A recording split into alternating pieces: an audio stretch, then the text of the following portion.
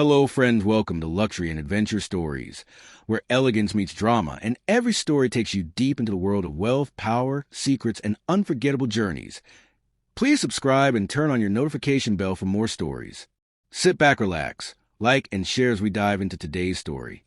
In the heart of Umuofia, a village cradled by rolling hills where palm trees whispered secrets to the wind, lived Okonkwo Nwosu, a man whose wealth cast a shadow longer than the baobabs. His yam barns, built from mud and thatch, bulged with tubers so plentiful they could feed Umuofia for 3 harvests. His goats, their bleats a constant chorus, roamed pens that stretched beyond the horizon, outnumbering the stars that blinked over the village. His compound, a fortress of opulence, gleamed with coral beads strung across doorways and iron gates imported from the white man's ports across the great river. These gates, etched with swirling patterns, clanged shut each night, sealing Okonkwo's world from the village he had outgrown. Okonkwo's rise was a tale whispered in Umuofia's palm wine shacks, a story of cunning and ambition. Born to a father who owned nothing but a single hoe and a tattered wrapper, Okonkwo had clawed his way to riches through shrewd trades in the bustling markets of Onitsha. His palm oil empire, built on deals struck under moonlit negotiations and whispered promises, supplied villages far beyond Umuofia's borders. Yet, as his wealth grew, so did the hardness of his heart, forged like the iron he prized. A man's worth is in his wealth, he declared, his voice sharp as a machete, slicing through the murmurs of those who dared suggest otherwise. To him, the village's traditions, its songs, its dances, its reverence for the ancestors, were relics of a poorer past, unfit for a man of his stature. Umuofia, however, pulsed with life as the annual festival of the Masquerades approached, a sacred time when the veil between the living and the spirits thinned. The village square, a wide circle of packed earth fringed by iroko trees, buzzed with preparations. Women wove raffia into intricate costumes, their fingers dancing as they sang songs of the ancestors. Men carved wooden flutes that trilled like night birds, while children chased one another, mimicking the leaps of masquerades yet to appear. The festival was more than celebration. It was a covenant, a moment when masked figures, vessels of the spirits, danced to renew the village's bond with its roots. Yet Okonkwo, perched in his compound like a hawk, scoffed at the fervor. "Masquerades are for children and dreamers," he said, his words dripping with disdain as he waved away the village head, Motsi Ease, who had come to collect his contribution for costumes and drummers. Motsi Ease, his gray beard trembling, stood at Okonkwo's gate, clutching a carved walking stick.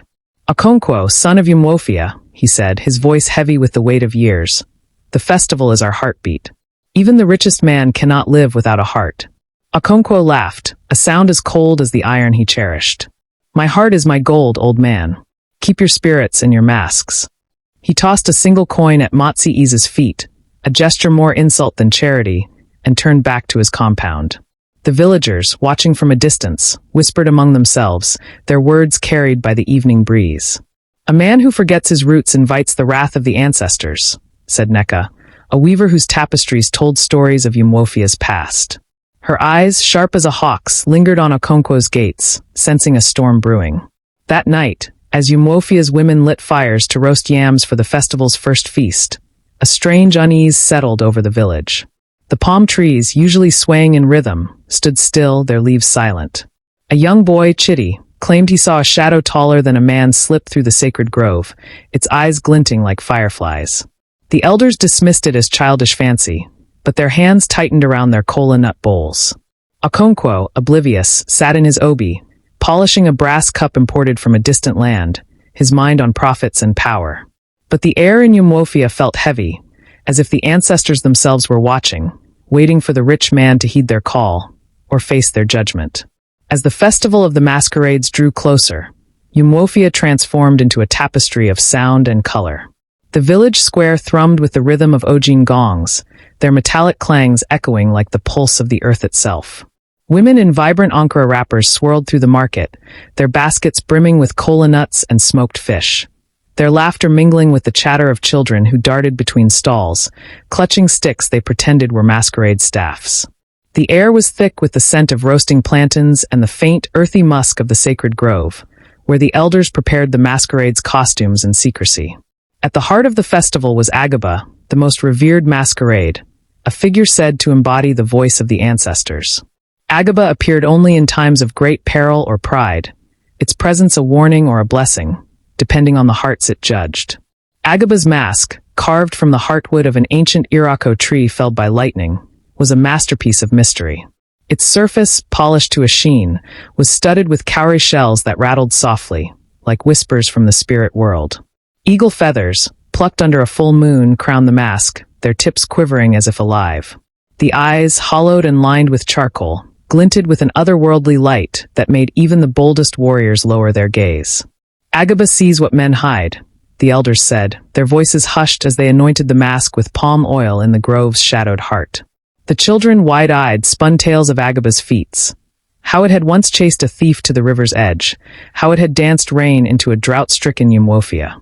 But this year, the elders' faces were grim. Agaba stirs, they murmured, sensing a disturbance in the village's harmony. On the eve of the festival, as the moon hung low, casting silver light over Umwofia, Okonkwo sat alone in his counting room, a chamber hidden behind his obi. The room was a shrine to his wealth. Sacks of gold coins, polished to a gleam, lined the walls. Ivory tusks, traded from the north, leaned against shelves, and a single lantern, fueled by rare oil, cast flickering shadows. Okonkwo, his fingers tracing the edges of his coins, muttered calculations, his mind far from the village's revelry. Suddenly, a gust of wind, sharp and unseasonable, rattled the iron gates. The lantern flickered, its flame bending as if bowing to an unseen presence. The air grew thick, heavy with the scent of damp earth and something older, primal. A voice, deep and resonant as the Ojina's lowest note, filled the room. Okonkwo Nwosu, your wealth blinds you. Honor the masquerade, or face its judgment. The words seemed to rise from the earth itself, vibrating through the mud floor. Okonkwo froze, his hand clutching a coin so tightly it bit into his palm. He stood, peering into the shadows, expecting to see a prankster or a rival. But the room was empty, the gates still locked. Outside, the palm trees swayed wildly, though the night was still. Okonkwo laughed, a brittle sound that echoed off the walls. A trick of the wind, he scoffed, though his heart thudded like a war drum. He doused the lantern and stormed to his sleeping mat, determined to dismiss the voice as a dream born of too much palm wine. But the village was not so easily calmed. The next morning, as women swept the square and men tuned their flutes, word of the whisper spread like wildfire.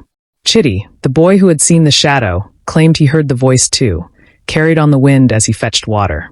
It was Agaba, he insisted, his eyes wide with awe. The elders, gathered under the Irako tree that shaded the shrine, listened gravely. Matsi Ease, his staff tapping the ground, spoke first. Agaba has spoken.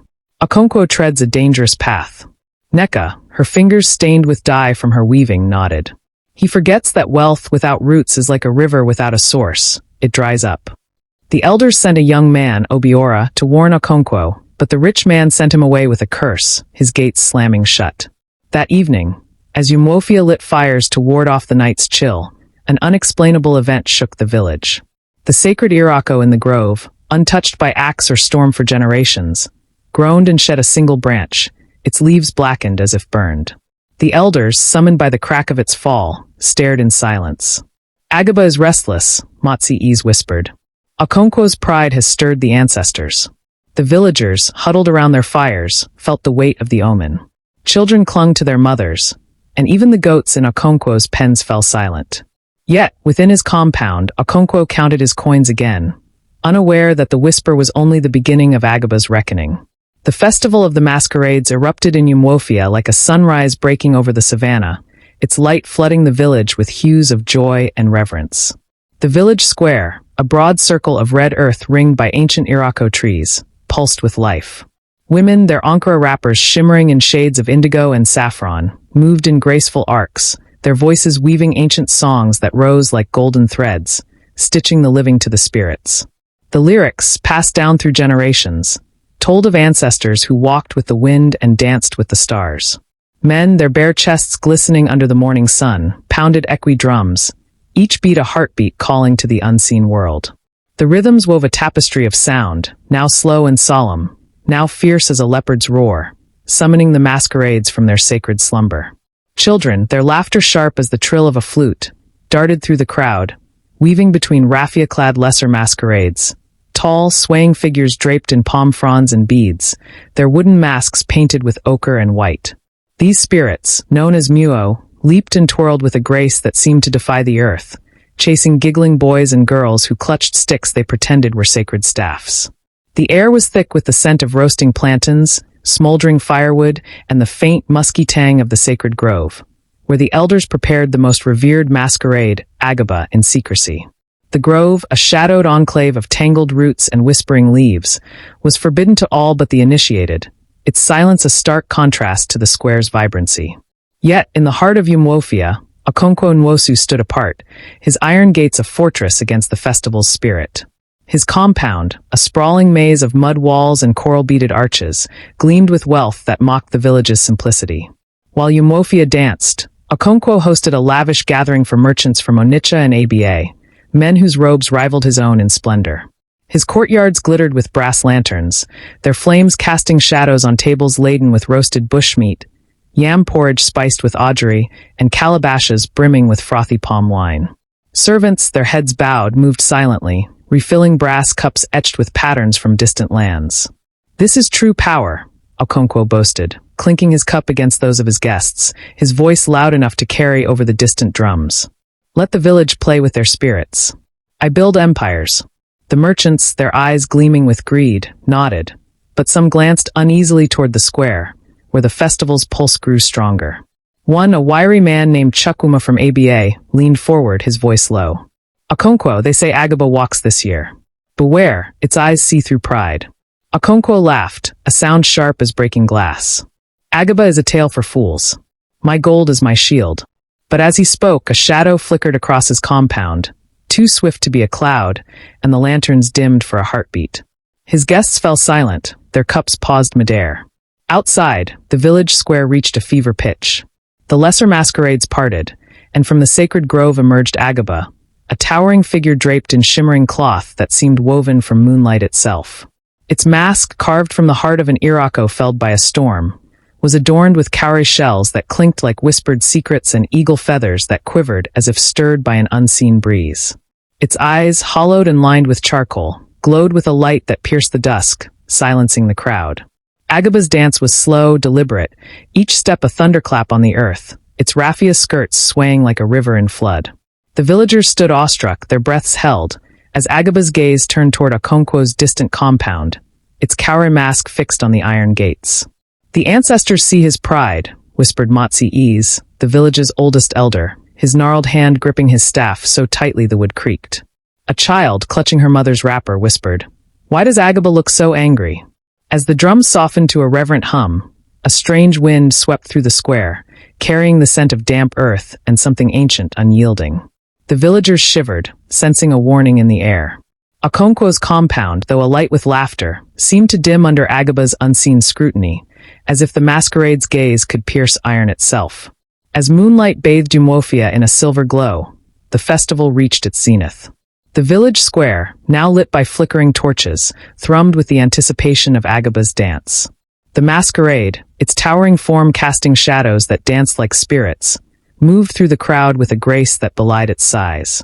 Its staff, carved with symbols older than Umuofia itself, spirals of life, crosses of fate, glinted in the torchlight, each bead rattling with purpose.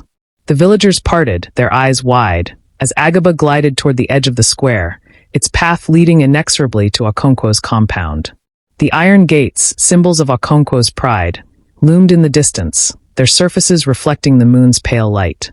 Agaba halted before them, its presence a weight that silenced even the crickets. Raising its staff, the masquerade spoke, its voice rumbling like distant thunder rolling across the hills. "Okonkwo Nwosu, your wealth is a shadow without the light of your people. Honor the masquerade with a gift to Umuofia, or your riches will turn to ash." The words echoed, not just in the air but in the hearts of those who heard, as if the earth itself carried Agaba's warning. The cowrie shells on its mask rattled, a sound like bones shifting in a grave, and then, with a swirl of shimmering cloth, Agaba vanished into the sacred grove, leaving only the scent of Irako sap and a trembling silence. The villagers stood frozen, their torchlight flickering as if afraid to burn too brightly. A woman, Neka the Weaver, clutched her woven shawl, whispering, "Agaba has judged him."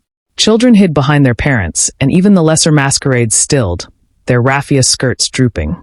Inside Okonkwo's compound, the merchant's laughter had faltered, replaced by uneasy murmurs. The colonial officer, a thin man in a starched suit, coughed nervously, muttering about native superstitions. But Chukwuma, the merchant from ABA, stood and slipped away, his face pale, as if he sensed the air growing heavy with fate. Okonkwo, roused by the sudden quiet, stormed from his obi, his robe of imported silk billowing. "What is this nonsense?" he roared, his face a mask of fury as he faced the villagers gathered beyond his gates. "A spirit dares threaten me?" His voice cracked the silence, but his eyes darted to the grove, where a faint glow lingered, as if Agaba's presence had not fully departed. The merchants, clustered behind him, whispered among themselves, their earlier bravado fading. Okonkwo's fists clenched, his gold rings glinting. "I'll show this Agaba my true strength," he vowed, his words a challenge to the night itself. He turned to his servants, barking orders to prepare a feast grander than any Umwofia had seen. "I will outshine this festival, this masquerade, this village," he declared, his voice rising to a fevered pitch. "Let Agaba come, my gold will silence its whispers." The villagers, retreating to the shrine under the Irako tree, shook their heads. Matsi Ease, his eyes clouded with worry, leaned on his staff. "Pride is a hyena that devours its master," he said, his voice low but firm. Okonkwo courts disaster. Neka, standing beside him, added, "He forgets the proverb. A single palm that does not fill the basket. His wealth is nothing without us." The elders nodded, their faces etched with concern, but a young man, Obiora, stepped forward, his voice trembling with defiance. "Perhaps Okonkwo is right. What can a mask do to a man of such riches?" The elders turned on him, their gazes sharp, but Obiora's words hung in the air, a spark of doubt in the village's unity. As the night deepened, an unexplainable chill settled over Umwofia. The torches in the square flickered, casting shadows that seemed to writhe like spirits. In Okonkwo's compound, a single lantern fell from its perch, shattering on the ground, its oil pooling like blood. The merchants gasped, and Okonkwo's laughter, meant to dismiss the omen, sounded hollow. Beyond the gates, the sacred grove rustled, though no wind stirred the trees, and a faint hum, like the Oginus' lowest note, pulsed through the earth. Agaba's challenge had been issued, and Umwofia waited breathless for the rich man's response, or the ancestors' wrath. Okonkwo Nwosu, fueled by a fury that burned brighter than the sun, spared no expense to eclipse Umwofia's festival of the masquerades. His compound, already a monument to his wealth, transformed into a spectacle that rivaled the heavens. Barrels of sweet wine, imported from the bustling ports across the great river, arrived on carts drawn by sweating oxen, their oaken staves stamped with foreign seals. 100 chickens, their feathers still fluttering in the dust, were slaughtered, their meat roasted over fires that crackled with the scent of ugba and dried herbs. Lanterns, forged from brass and fueled by rare oils, hung from every arch and palm tree, their light so brilliant they seemed to challenge the stars themselves. Coral beads, strung in shimmering curtains, swayed at the entrances, catching the glow like captured moonlight. The guest list was a testament to Okonkwo's ambition. Traders from Onitsha, their robes heavy with embroidered gold, arrived with entourages of servants. Chiefs from ABA, their staffs topped with bronze leopards, strode in with the arrogance of men who ruled markets. Even a colonial officer, Mr. Hargrove, a gaunt man in a starched khaki suit, attended, his presence a nod to Okonkwo's influence beyond Umwofia's borders. The officer's interpreter, a nervous youth named Emeka, trailed behind, muttering translations. Okonkwo, clad in a silk robe that shimmered like a river at dawn, stood at the center of his courtyard, raising a brass cup. "This is the festival Umwofia deserves," he declared, his voice booming over the chatter, drowning out the distant equi-drums pulsing from the village square. "Here, we celebrate power, not childish spirits." The villagers, invited out of obligation, stood at the edges of the feast, their bright wrappers and simple beads out of place among the opulence. Their hearts were heavy, their eyes darting to the sacred grove, a shadowed tangle of Irako trees visible beyond Okonkwo's gates. Neka, the weaver, clutched a kola nut, her fingers tracing its ridges as she whispered to her neighbor. "This feast is a challenge to the ancestors." Chitty, the boy who had seen Agaba's shadow, hid behind his mother, his gaze fixed on the grove, where fireflies danced like spirits. The villagers ate sparingly, their plates untouched compared to the trader's greedy hands, as if they sensed the air growing thick with warning. As the feast reached its peak, with drummers Okonkwo had hired from a distant village pounding rhythms that rivaled the festivals, a chill wind swept through the compound, sharp and unseasonable. The lanterns dimmed, their flames trembling as if cowering. A mist, pale and curling like smoke from a forbidden fire, rose from the earth, pooling at the center of the courtyard. The drummers faltered, their sticks slipping, and the guests froze, their brass cups clinking as they trembled. From the mist stepped Agaba, its towering form materializing as if woven from the night itself. Its mask, carved from sacred Irako, glowed like embers, the cowrie shells rattling with a sound like whispered curses. Eagle feathers quivered, catching the moonlight, and its eyes, hollow and fierce, fixed on Okonkwo.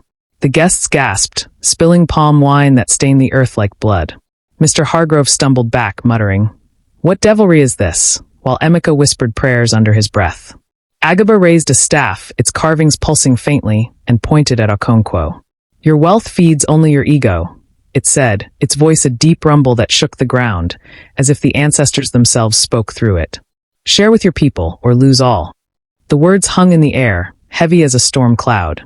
Okonkwo, his face a mask of shock, opened his mouth to retort, but before he could speak, Agaba dissolved into the mist, its form unraveling like smoke. The lanterns went dark, plunging the compound into shadow, and a wail rose from the villagers, fear rippling through the crowd. As the mist cleared, chaos erupted. Traders fled, their robes tangling as they pushed toward the gates. Chiefs clutched their staffs, shouting for their guards. Mr. Hargrove, pale as ash, demanded his horse, while Emeka vanished into the night. Okonkwo stood rooted, his cup falling to the ground, its wine seeping into the earth. The villagers, huddled together, whispered, "Agaba has spoken again." Neka's eyes narrowed, sensing a crack in Okonkwo's pride, but Chidi, trembling, pointed to the ground where Agaba had stood. There, etched in the dust, was a spiral, the symbol of fate, glowing faintly before fading. The feast, meant to defy the masquerade, had become its stage, and Umwofia felt the weight of an unseen judgment. Dawn broke over Umwofia, its light harsh and unforgiving, revealing a grim truth. Okonkwo's wealth was unraveling. Servants, sent to fetch palm oil for the morning meal, returned with faces ashen, their voices trembling. The stores, kept in clay pots sealed with wax, had soured overnight, the oil thick with a rancid stench that drove flies in swarms. Okonkwo, storming to his barns, gagged at the odor, his silk robe catching on thorns as he tore through the compound.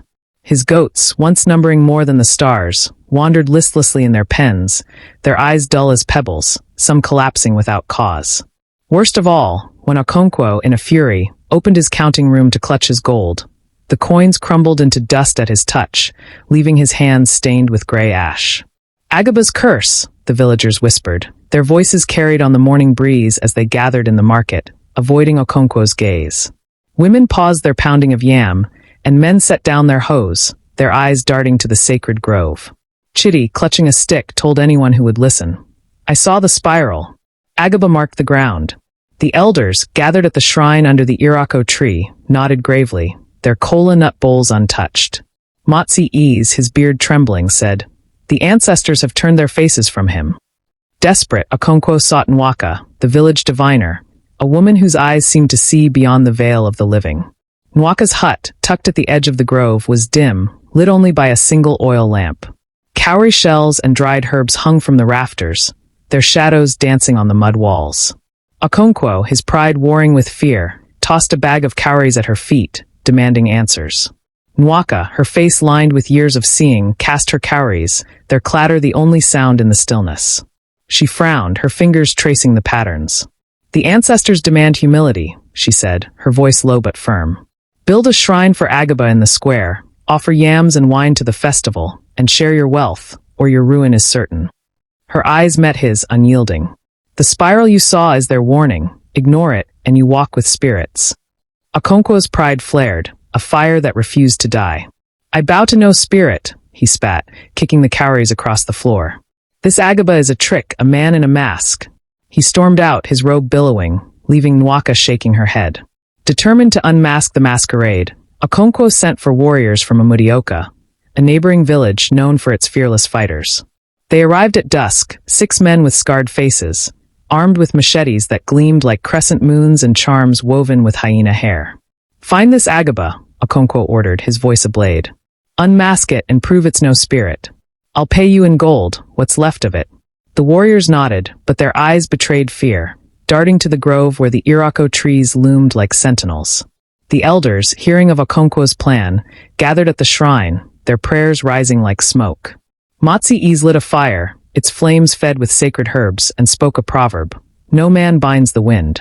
Neka, weaving a new tapestry by the light of the fire, added, he challenges what cannot be fought. The village buzzed with unease, the air heavy with omens. That night, as Okonkwo paced his compound, a single goat bleated, a sound like a human cry, then fell silent. In the grove, the fireflies vanished and the ojin gongs, stored for the festival, rang once unstruck, their note lingering like a warning. The warriors camped at Okonkwo's gates, sharpened their machetes, but their charms grew warm, burning their skin. Umofia waited, its heart pounding, as the curse tightened its grip, and Okonkwo's defiance set him on a collision course with the ancestors.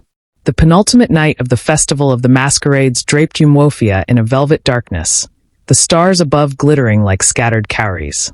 The village square pulsed with life, the ojin gongs and equi drums weaving a rhythm that seemed to draw the spirits closer. Women in vibrant wrappers swayed, their songs rising like smoke, while children clapped, their eyes wide with wonder at the lesser masquerades. Tall figures cloaked in raffia and beads, leaping as if the earth itself propelled them. The air was thick with the scent of roasted yams and the faint, sacred musk of the grove, where the Irako trees stood as silent guardians. Yet, unbeknownst to the revelers, a blasphemy brewed in the shadows. Okonkwo's warriors, 6 men from Amudioka with faces scarred by battles and eyes hardened by coin, crept into the sacred grove. Their machetes, sharpened to a gleam, hung at their waists, and their charms, woven with hyena hair and blessed by a distant priest, clinked softly, a sound swallowed by the grove's eerie silence. Their leader, Okafo, a towering man with a scar splitting his brow, whispered, "No spirit withstands steel."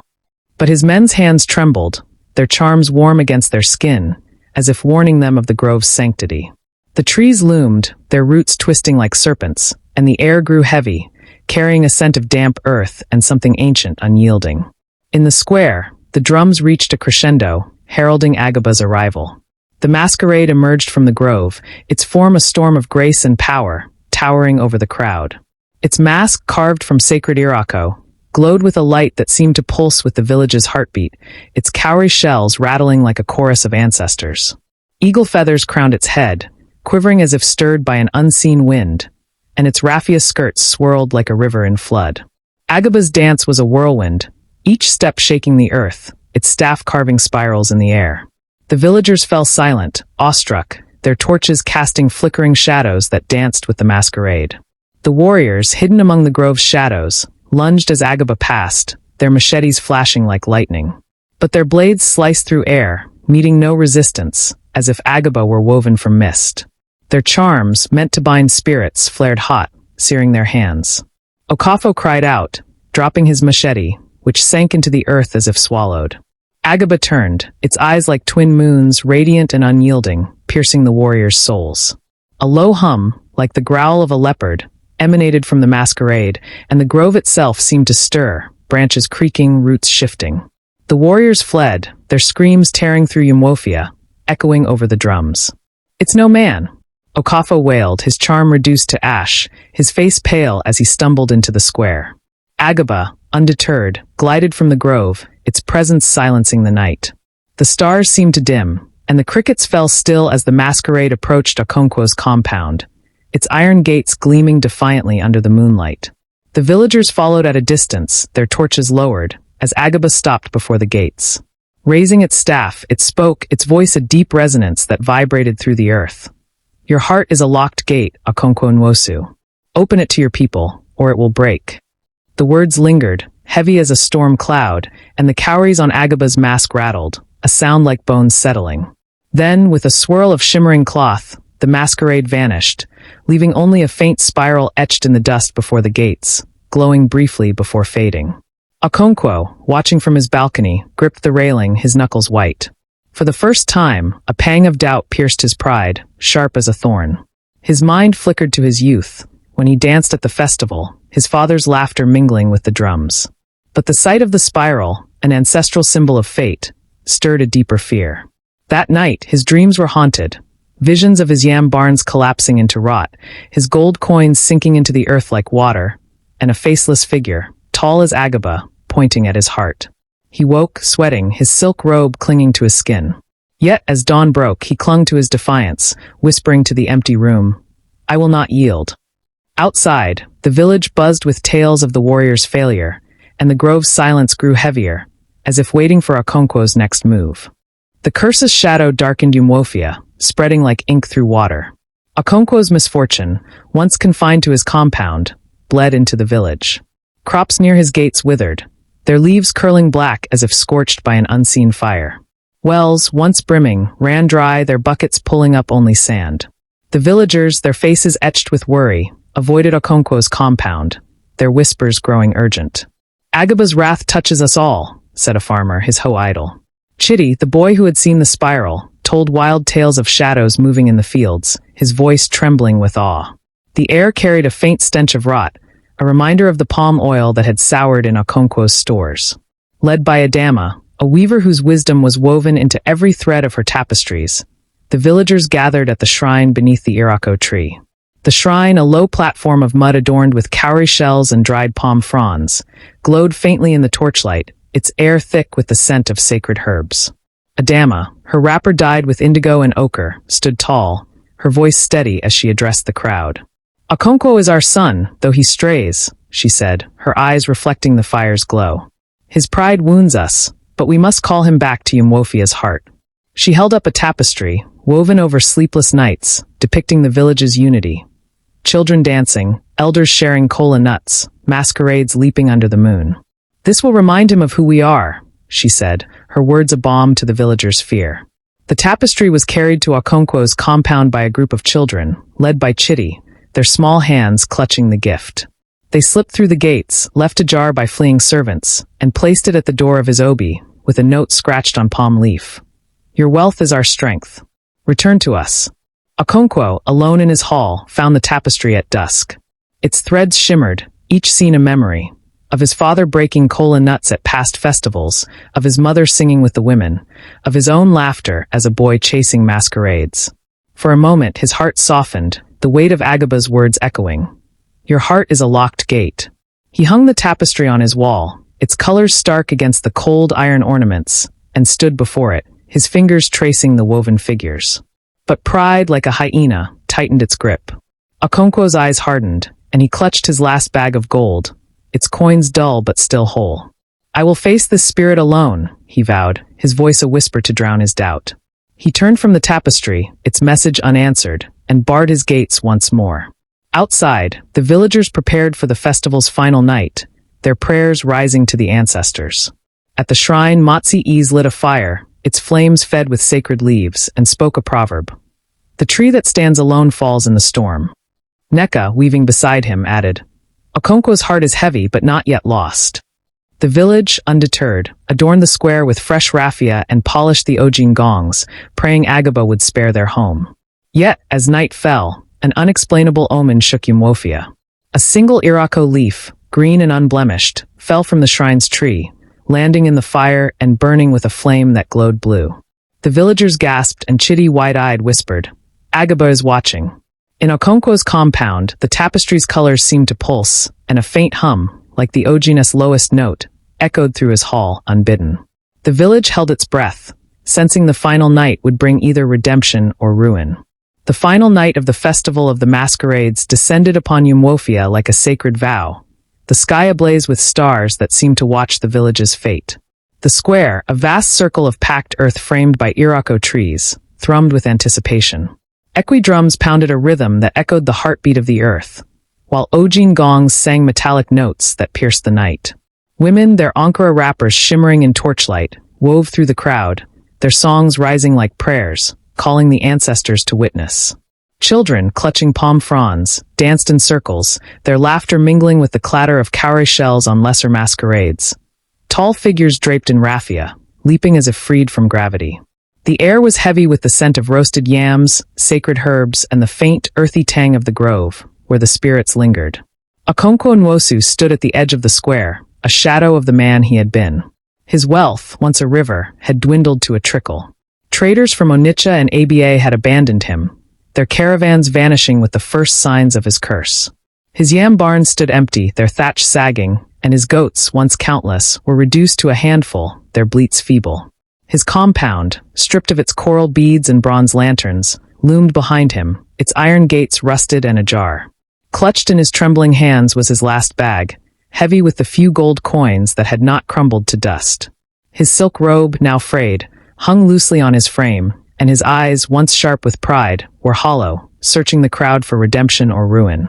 The drums fell silent, and a hush swept over the village, as if the stars themselves leaned closer. From the sacred grove emerged Agaba, its form a whirlwind of light and shadow, towering over the square like a storm-given flesh. Its mask, carved from the heartwood of an ancient Irako, glowed with a radiance that seemed to pulse with the ancestors' will, its cowrie shells rattling like a chorus of judgment. Eagle feathers, crowned atop the mask, shimmered as if kissed by moonlight, and its raffia skirts swirled, casting patterns in the dust that vanished like dreams. Agaba's dance was fierce yet graceful, a tempest of power that shook the earth, its staff carving spirals in the air, symbols of fate, of choices made and unmade. The villagers stood awestruck, their torches dimmed by Agaba's light, their breaths held as the masquerade's eyes, twin embers, fixed on Okonkwo. Agaba halted, its presence a weight that silenced even the crickets. Raising its staff, it spoke, its voice a rumble that seemed to rise from the earth's core. Okonkwo Nwosu, this is your final chance. Give to your people, or join the dance forever. The words echoed, not just in the square but in the hearts of all who heard, a warning laced with mercy.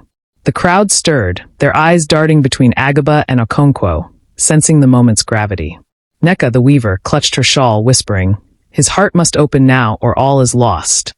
Chitty, the boy who had seen Agaba's omens, hid behind his mother, his fingers tracing a spiral in the dust, as if summoning courage. Okonkwo stood frozen, the bag of gold heavy in his hands. His mind flickered with memories, of his father's laughter at past festivals, of his mother's songs, of the village that had cradled him before pride hardened his heart. The curse's toll, rotted oil, withered crops, dry wells, pressed against him, a mirror to his folly. For a moment he saw himself dancing with Agaba, not in joy but in an endless whirl, a spirit bound to his greed. The thought chilled him, and he fell to his knees, the bag slipping from his grasp. I was wrong, he whispered, his voice breaking like a dam. My wealth is my village, not my gold. Tears, unbidden, traced paths through the dust on his face as he opened the bag, pouring its coins into the village fund. A wooden chest adorned with carvings of unity, placed at the square's center. I will rebuild the sacred grove, he vowed, his voice rising, and honor the ancestors with all I have. The crowd erupted in cheers, their voices a wave that drowned the silence. Women ululated, their trills soaring, while men beat their chests, their shouts a chorus of hope. Children danced, waving palm fronds, and the lesser masquerades leaped higher, as if celebrating. Agaba's mask glowed warmly, its eyes softening, no longer embers but stars. You have learned, it said, its voice now a gentle breeze, carrying the scent of Irako sap. With a final swirl of its raffia skirts, Agaba vanished into the dawn, its form dissolving into a mist that sparkled briefly before fading. In its wake, a single eagle feather fell to the ground, landing beside the chest, a gift from the ancestors. The villagers gasped, and Motsi Ease, his staff trembling, declared, Agaba has blessed us. As the first light of dawn painted the sky, a strange warmth spread through Umwofia. The wells near Okonkwo's compound gurgled, their waters returning, and a faint green sprouted in the withered fields. Okonkwo, still kneeling, felt a weight lift, as if his heart had unlocked. The village embraced him, not as a rich man, but as their son returned. Okonkwo's gift breathed new life into Umwofia's festival, making it grander than any in memory. The coins, once symbols of his pride, funded new costumes. Raffia skirts dyed with indigo, masks carved with intricate spirals, and hired drummers whose rhythms shook the hills. Okonkwo himself led the rebuilding of the sacred grove, planting young Irako trees and erecting a shrine adorned with cowrie shells and palm fronds. His palm oil trade, once cursed, flourished again, but now he shared its profits, building a communal barn and sponsoring orphans' schooling. The village, once divided by his pride, grew tighter, its heart beating as one. Okonkwo, his silk robes replaced with simple wrappers, became a beloved elder, his laughter mingling with the children's at festivals. He broke cola nuts with Motsi ease, shared stories with Neka, and taught Chitty to carve flutes, his hands steady with purpose. Agaba never returned, but its spirit lingered in Umuofia's unity, a silent guardian. Neka, now gray-haired, wove the tale into her tapestries, telling it to generations by firelight. She ended each telling with a proverb. The richest man is one who lifts his people. The children, wide-eyed, would touch the eagle feather, now kept in the shrine, believing it held Agaba's blessing. Years later, when Okonkwo passed, his breath soft as a fading drumbeat, Umuofia mourned not with gold, but with a masquerade in his name, *Omanala*, meaning tradition. Its mask, carved with symbols of unity, danced under the stars, its raffia skirts swirling like the river that bound the village. The elders, led by Chitty, now a man, beat equi drums, while women sang of Okonkwo's redemption. The children, clutching palm fronds, leaped with Omanala, their laughter a promise of continuity. Traders from Onitsha and Aba, drawn by the festival's fame, marveled, but the villagers knew its true wealth, their bond, forged through Agaba's lessons. Umuofia thrived, its fields green, its wells deep, its square alive with masquerades each year. The sacred grove, now lush, whispered of ancestors who watched with pride. Neka's final tapestry, hung in the shrine, showed Okonkwo kneeling before Agaba, coins spilling from his hands, and Umuofia rising behind him. Beside it, the eagle feather gleamed, a reminder that the richest heart beats for its people.